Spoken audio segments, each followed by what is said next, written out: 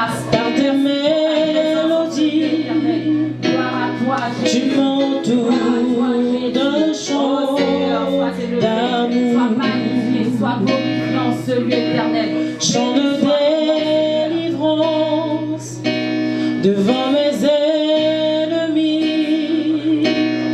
et toutes mes craintes s'enfuient.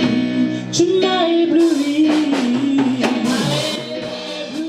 par tes mélodies, tu m'entoures d'un chant d'amour, chant de délivrance. Mon Dieu, en ce moment de la parole, Seigneur mon Dieu, oh, laisse que tu puisses nous instruire, Seigneur mon Dieu. Je me laisse conduire par toi, Saint-Esprit. Je me laisse édifier par toi, Saint-Esprit. Que toute opposition dans ce lieu soit nulle et sans effet. Au nom de Jésus-Christ, Père éternel. Mais merci pour ton autorité. Merci pour l'autorité de ta parole, Seigneur mon Dieu. Merci, Père éternel, pour l'équipement, Père éternel. Merci pour ta grâce, ô éternel des armées. Merci, Seigneur mon Dieu, de ce que tu déverses ta grâce au milieu de nous, Père éternel. Car nous savons que tu es fidèle. Alléluia. Tu es fidèle, tu ne changes pas, Seigneur. Tu es fidèle, Père éternel, Père de gloire. Et nous voulons encore, Seigneur mon Dieu, nous savons, Père éternel, que tu renouvelles encore ta fidélité en ce jour, que ton nom soit glorifié. Laisse que nous puissions, Père éternel, parler de ta part, Seigneur mon Dieu, mon roi, et que ton nom soit glorifié, Père. Merci encore, Seigneur. Que ton nom soit glorifié. Au nom de Jésus-Christ, j'ai ainsi prié. Amen. Amen, amen. On peut acclamer le Seigneur. Amen. Nous pouvons prendre place. Amen, amen. Alléluia. J'aimerais encourager un frère, encourager une sœur. Ce que le Seigneur dit, il le fait toujours. Alléluia. Et il n'a pas dit que tu vas sombrer. Il n'a pas dit que tu vas échouer. Il n'a pas dit que tu vas échouer. Alléluia. Mais il te dit, allons à l'autre bord. Alléluia. Et c'est ça, cette parole-là, avec laquelle je me suis réveillé ce matin. Alléluia. Et le Seigneur veut vraiment encourager quelqu'un ce matin. Alléluia. Il n'a pas dit que tu vas échouer. Alléluia. Il n'a pas dit que tu vas sombrer. Alléluia. Quelle que soit l'épreuve, quelle que soit la situation, il t'a dit allons à l'autre bord. Alléluia. Et toi, n'aie pas peur. Ne sois pas dans le doute. Ne marche pas dans le doute. Alléluia. Ne marche pas dans le doute. Alléluia. Mais crois au Seigneur. Alléluia. Ne baisse pas les bras, mais persévère avec Dieu. Alléluia. Alors, quelle que soit la situation, je dis bien, quelle que soit l'épreuve, il te tient la main. Alléluia. Les apôtres étaient dans la barque. Alléluia. Et le Seigneur était en train de dormir. Alléluia. Le vent s'est levé. Les apôtres ont paniqué. Alléluia. Mais le Seigneur était là. Alléluia. Ce n'est pas parce qu'il ne parle pas qu'il n'est pas là. Alléluia. Même s'il y a le silence, je veux te rassurer que Dieu est avec toi. Voilà pour toi, continue à marcher avec lui. Continue à avancer avec lui. Continue d'avancer avec lui. Continue dans la marche. Continue dans la décision. Continue dans l'engagement que tu as pris. Continue dans cet engagement. Car c'est lui qui t'accompagne jusqu'à l'autre bord. Alléluia. C'est lui qui t'accompagne jusqu'à ta bénédiction. C'est lui qui t'accompagne jusqu'au succès. C'est lui qui t'accompagne jusqu'à ce qu'il t'a promis. Je dis, c'est lui qui t'accompagne jusqu'à la promesse. Alléluia. Jesus Christ. J'étais en train de prier ce matin. Alléluia. Oh, Jesus Christ. J'étais en train de prier ce matin. Et le Seigneur m'a dit ceci. Que le frère Maxime, il est une bonne maternité. Il est une bonne maternité. Vous savez, à la maternité, il y a beaucoup, toutes sortes d'enfants sortent à la maternité. Mais lui, il est une bonne maternité. Et en lui sortiront des apôtres, en lui sortiront des prophètes, en lui sortiront des entrepreneurs, en lui sortira beaucoup d'autres enfants. Et il m'a dit de dire à son serviteur que tes enfants seront ta fierté. Je dis tes enfants seront ta... Oh, je répète encore. Tes enfants seront ta fierté. Au nom de Jésus-Christ. Alléluia. Accrochez-vous, accrochez-vous. Il faut savoir reconnaître les saisons. Il faut savoir reconnaître les temps. Il faut savoir reconnaître la grâce. Alléluia. Il faut savoir reconnaître là où, bien aimé, c'est la source. Il faut être capable de reconnaître la source. Alléluia. Et la bonne source. Si tu es à côté de la bonne source, profites-en. Alléluia. Si tu es à côté de la bonne source, profites-en de boire l'eau douce. Profites-en de boire l'eau qui est claire. Profites-en de boire l'eau qui est la bonne eau. Alléluia. Pas une eau bouilleuse. Alléluia. Oh Seigneur, merci. Alléluia. Que le Seigneur m'aide à communiquer ce qu'il a mis en moi, à communiquer le fardeau qu'il a déposé en moi. Alléluia. Alors, la dernière fois, j'avais promis de parler de la repentance à la transformation. Alléluia. Parce que, comme nous le savons, le frère Maxime a commencé à parler de la repentance. Alléluia. Il a commencé à parler de la repentance. Il a tellement développé, alléluia, que c'est un peu difficile de venir prendre la suite. Alléluia. Mais par la grâce de Dieu, alléluia, nous comptons sur le Seigneur afin de pouvoir parler de sa part. Amen. Alors il a parlé de la prise de conscience. Alléluia. Il a parlé, bien aimé, du regret. Il a parlé aussi qu'il fallait confesser, qu'il fallait d'abord abandonner, mais qu'il fallait aussi confesser et qu'il fallait se convertir. Alléluia.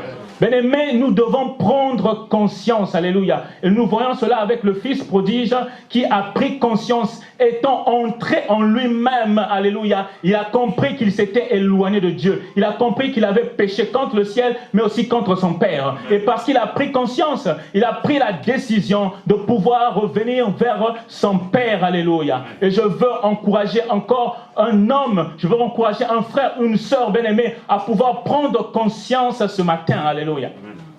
À prendre conscience, bien-aimé.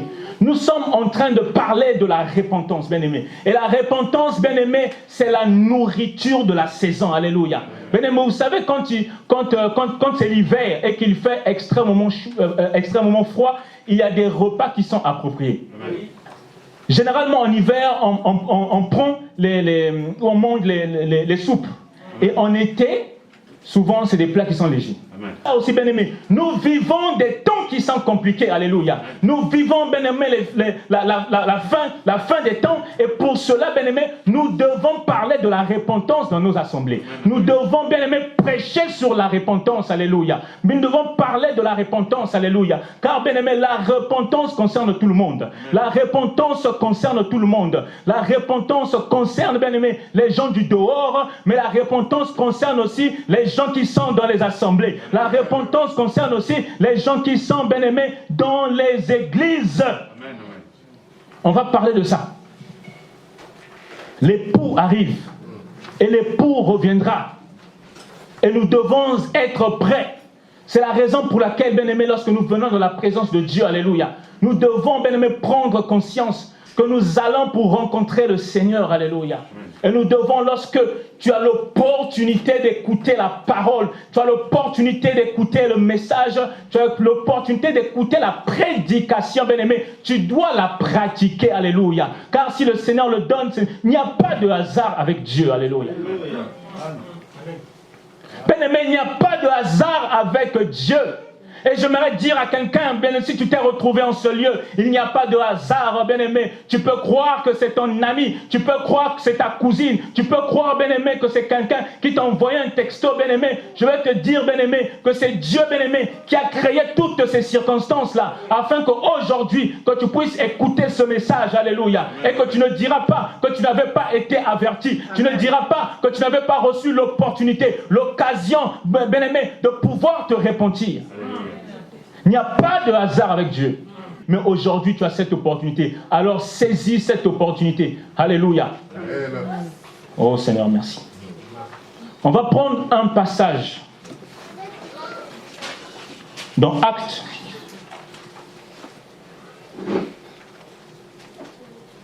Acte 3, au verset 19. Parce que nous parlons de la repentance. J'aimerais encore attirer ton attention à suivre ce message, à écouter attentivement. Alléluia. Ne sois pas distrait, mon frère, ne sois pas distrait, ma soeur. Nous sommes dans Actes chapitre 3 au verset 19. Alléluia. Et lorsque nous regardons le contexte, bien aimé, dans Actes chapitre 1, le Seigneur est ressuscité et il va faire la promesse aux apôtres en leur disant « Ne sortez pas de Jérusalem. Une puissance viendra sur vous, le Saint-Esprit descendra sur vous, alléluia. » Et nous voyons l'accomplissement de cela dans Actes chapitre 2, alors qu'ils étaient dans la chambre haute, alléluia.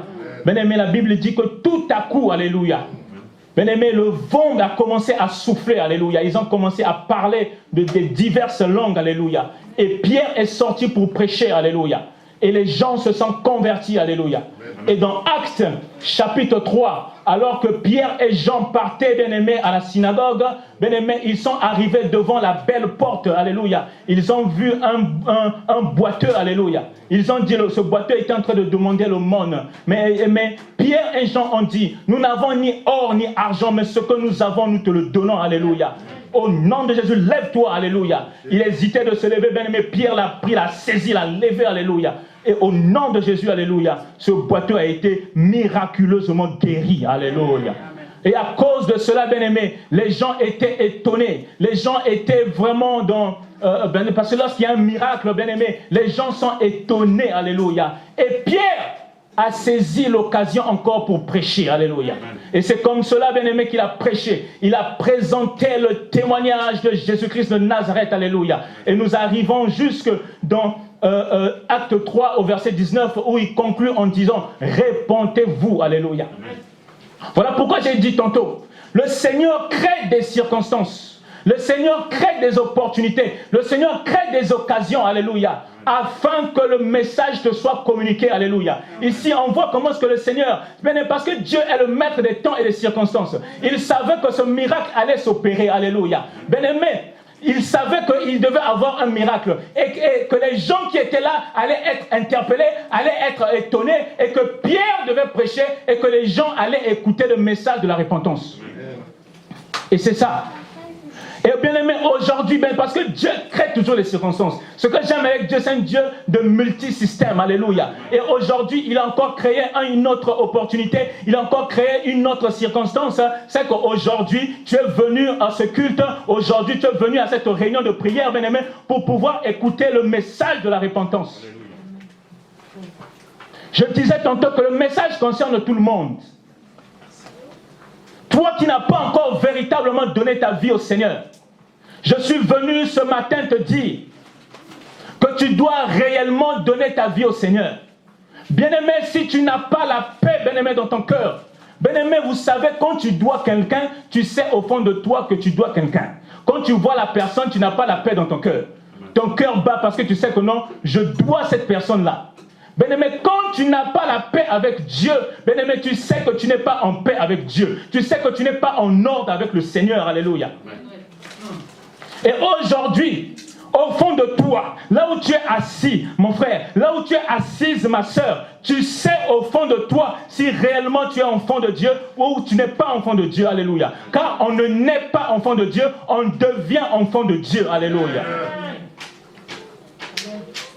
Et la Bible déclare que si tu entends ma voix, n'endurcis pas ton cœur, alléluia. Mon frère, ma soeur, bien-aimé, toi qui entends la voix du Seigneur, tu as toujours reporté au lendemain, tu as dû reporter, bien-aimé, à plus tard, le fait de véritablement te repentir, de donner ta vie au Seigneur. Aujourd'hui, tu as reçu l'opportunité. Aujourd'hui, tu as cette occasion. Donne véritablement ta vie au Seigneur. Amen.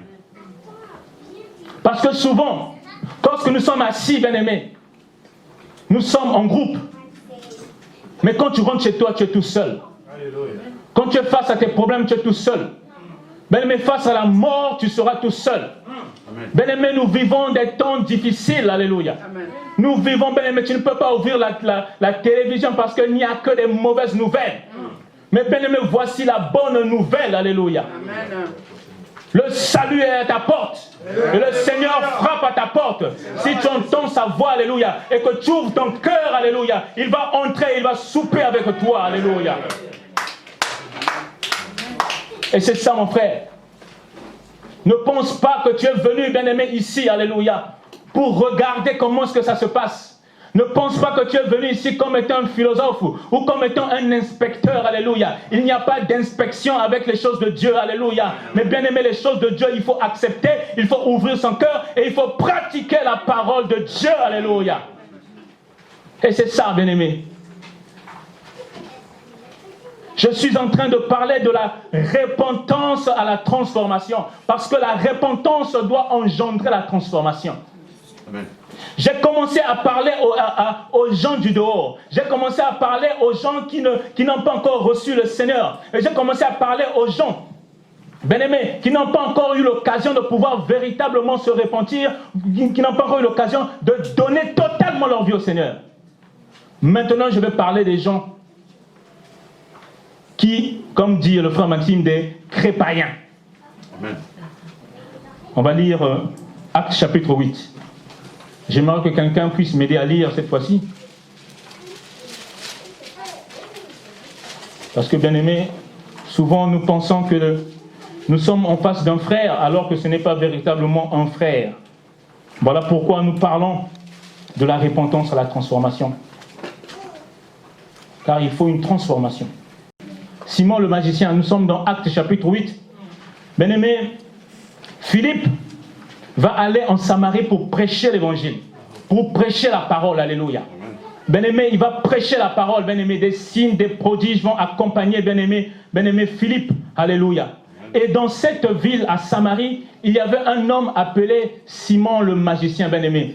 C'était un magicien qui étonnait les gens, bien-aimé. Il faisait de l'enchantement, il faisait des choses qui étonnaient les gens. Mais ce jour-là, il a vu la puissance qui est au-dessus de toute puissance, alléluia. Il a vu maintenant, bien-aimé, comment est-ce que Philippe, bien-aimé, lorsqu'il a prêché l'évangile, alléluia, il y avait des miracles, il y avait des signes. Bien-aimé, c'est des choses qu'il n'avait jamais vues. C'est des choses, bien-aimé, lui qui étonnait les gens, il était maintenant lui-même étonné, alléluia. Mais regardez ce qu'il a fait. Dans Acte 13, et à cause de la prédication de Philippe, à cause, bien-aimé, du travail que Philippe avait effectué, bien-aimé, Simon, il a fait quoi? Il a cru. Amen. Et il était maintenant tout le temps avec Philippe. Il suivait maintenant Philippe partout. Là où Philippe partait, c'est là où lui aussi il partait.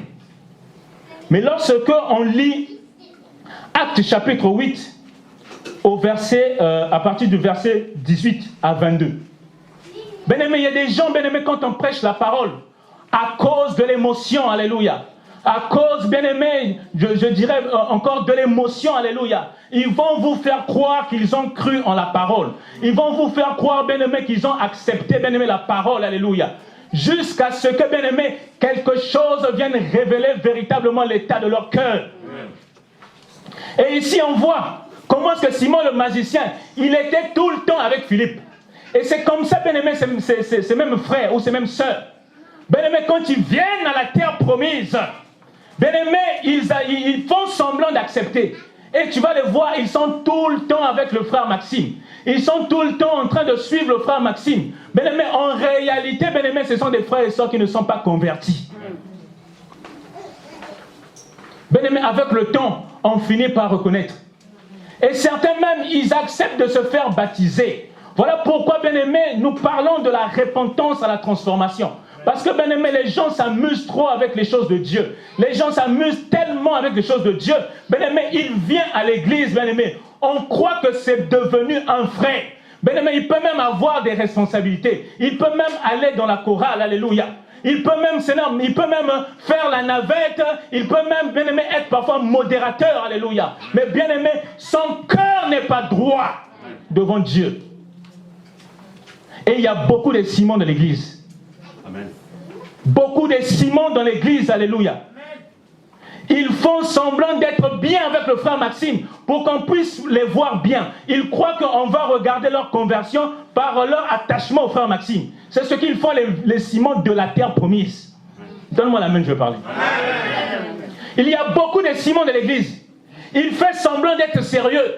Il faut sembler même de changer son accoutrement pendant un mois. Il y a des Simons et des Simones. Parce que pendant 2 mois, 3 mois, tu vas la voir sérieuse. Tu vas la voir venir tous les jours, tous les vendredis, tous les dimanches. Bien-aimé, au fond, c'est une Simone. Jusqu'à ce que l'état de son cœur, alléluia, oh l'état du cœur. Quel est l'état de ton cœur? Quel est l'état de ton cœur, mon frère, ma soeur?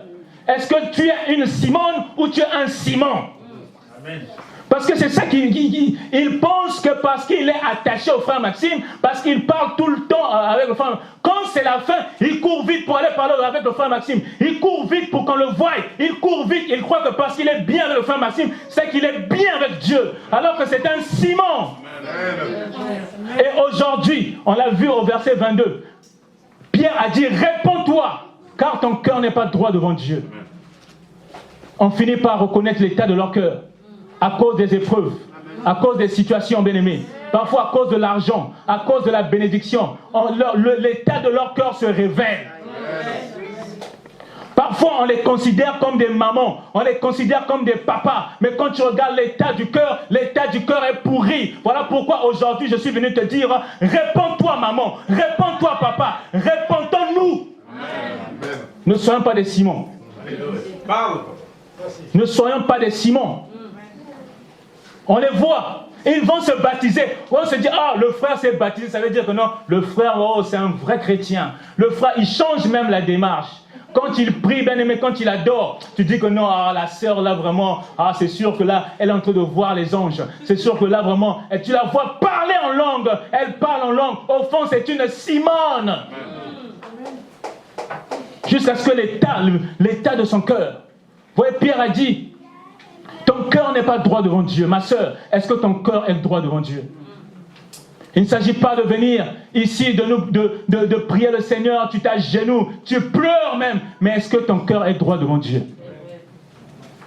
Si ton cœur n'est pas droit devant Dieu, je suis venu te dire aujourd'hui, réponds-toi.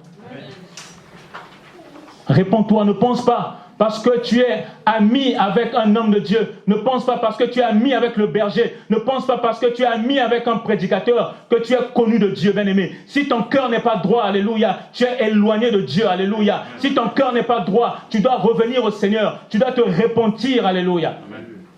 Il y a trop de Simons dans l'église. Il y a trop de Simons, bien-aimés, dans nos assemblées. Il y a beaucoup de Simons et de Simones. Bien-aimés, vous savez, l'argent est neutre. Mais l'argent va révéler l'état de ton cœur. Il y a des gens comme ça. Tu te poses la question, mais ça, ce n'est pas le frère que je vois à l'église. Que ça, ce n'est pas la sœur que je vois à l'église.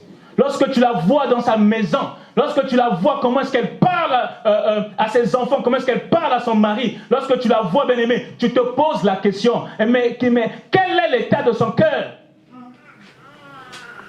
Ce sont des Simons. Des Simones et des Simons. Et aujourd'hui, je suis venu dire à quelqu'un de se repentir. Car, bien-aimé, les temps sont mauvais, alléluia. Les gens sont trop dans la religion et dans la religiosité. Les gens sont dans des choses superficielles comme les pharisiens. Alors que ce sont des Simons. Vous voyez, Simon, on a bien dit, il était tout le temps avec Philippe. On peut se dire que le frère là, il est zélé. Quelles sont tes priorités? Quelles sont les motivations de ton zèle? Quelles sont les motivations de ton zèle? Quelles sont les motivations de ton service? Quelles sont les motivations lorsque tu viens chanter? Quelles sont les motivations lorsque tu viens prêcher? Quelles sont les motivations lorsque tu viens à l'église? Quelles sont les motivations? Quelles sont les motivations de ton cœur? Je dis, quelles sont les motivations de ton cœur? Amen, amen, amen. Simon était tout le temps avec Philippe. Il était tout le temps, on va dire que non, le frère là vraiment, il a compris, il a abandonné ses amis, il a abandonné ce qu'il faisait. Parce que Simon c'était un magicien. Et il avait même ramené ses fétiches. Il avait même ramené, on a dit que non, forcément, Simon, il a été repenti. Au fond, il ne s'était pas repenti. Et il y a des gens comme ça. Il va même venir témoigner. Quel courage. Il va donner des témoignages. On se dit non, oh, franchement, le frère là, son témoignage m'a touché. Mais au fond, quand tu vas regarder à sa vie, quand tu vas regarder 2 mois après, quand tu vas regarder 3 mois après, tu te rends compte que c'est un Simon. Amen. Un Simon, ou une Simone, alléluia. Bien-aimés, nos motivations doivent être pures. Nos motivations, bien-aimés, doivent être pures. Et l'apôtre Pierre a dit, réponds-toi. Ici, Simon, il voulait corrompre l'apôtre Pierre, parce qu'il croyait que le don de Dieu, on l'achète alors qu'on ne l'achète pas. Amen. Simon, lui, ça c'était son péché à lui.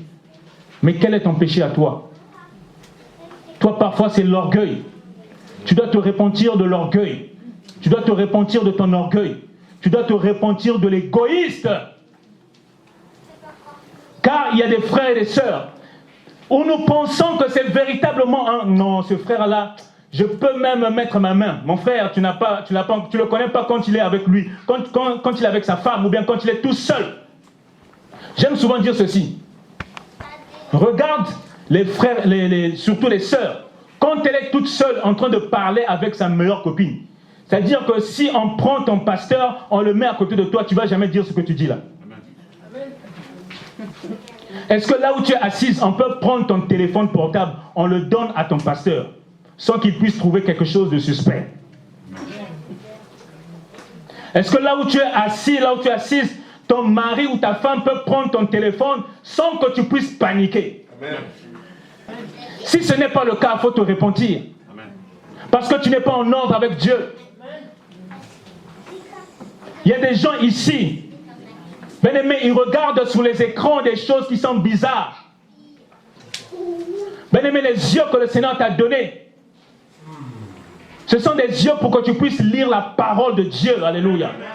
Ce n'est pas pour que tu puisses regarder des choses bizarres.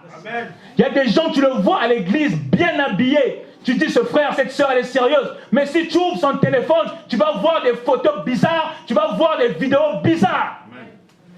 Aujourd'hui, réponds-toi, ma soeur.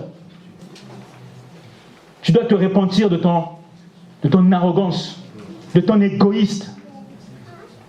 Bien-aimé, c'est dommage de voir des chrétiens, des chrétiennes, que tu crois que ce frère, cette sœur, elle est vraiment chrétienne. Mais quand tu la vois, elle est égoïste, elle ne pense qu'à elle, alléluia. Elle ne pense qu'à elle, tout ne doit tourner que sur elle, bien-aimé. Tout ne doit tourner qu'autour de son nombril, alléluia. Lorsqu'on parle des autres, elle est aigrie. Mais lorsqu'on parle d'elle, elle est contente. Ma sœur, tu dois te repentir aujourd'hui. Lorsqu'on parle des autres, ce n'est pas bien. Lorsque les autres témoignent, ce n'est pas bien. Ce n'est que ton témoignage qui est bien. Le témoignage des autres, c'est jamais bien. Mais il n'y a que ton témoignage à toi qui est bien. Ma soeur, mon frère. Simon avait son péché, mais toi, quel est ton péché? Quel est le péché sur lequel, bien-aimé, tu dois te repentir? Quel est le péché, bien-aimé, qui t'éloigne de Dieu? C'est dommage de voir trop de chrétiens, des chrétiens qui sont égoïstes. Égoïstes. Qui ne pensent qu'à eux. Même dans le couple, elle ne pense qu'à elle. Il ne pense qu'à lui. Amen. Alors que le couple, bien aimé, c'est à deux. Nous devons partager, Je dis, nous devons partager notre temps, nous devons partager notre argent, nous devons partager, bien aimé, nous devons communiquer, alléluia. Nous devons partager, alléluia. Dieu nous appelle à cela, mon frère, ma soeur. Mais toi, tu ne penses qu'à toi. C'est-à-dire que tout doit tourner autour de toi. C'est-à-dire que pour toi, ça doit d'abord être fait, et après on va penser aux autres, alléluia. Amen. Réponds-toi, mon frère, réponds-toi, ma soeur.